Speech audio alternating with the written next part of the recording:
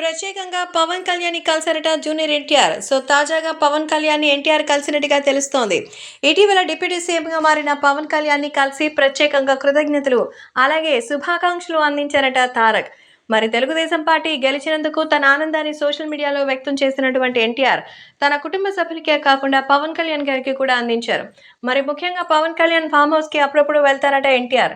రామ్ చరణ్‌తో పాటు వెళ్ళి అక్కడ ఎంతో చక్కగా ఆ గ్రీనరీని ఎంజాయ్ చేస్తూ అక్కడ ఉన్నటువంటి పవన్ కళ్యాణ్ పెంచుతున్న ఆవులతో పాటు సరదాగా టైం స్పెండ్ చేస్తూ వాటికి గోశాలలో ఎన్నో పనులు చేస్తారట.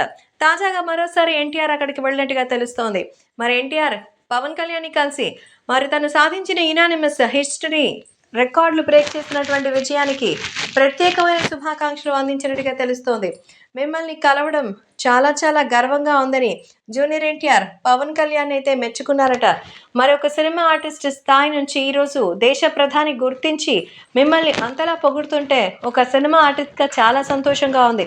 నిజంగా చిరంజీవి గారు మీకు పలికినటువంటి స్వాగతం, చరణ్ మీ మీద చూపించిన ప్రేమ ఎమోషనల్‌గా అనిపించిందంటూ జూనియర్ ఎన్టీఆర్ కూడా తన యొక్క అభిప్రాయాన్ని వ్యక్తం చేశారట.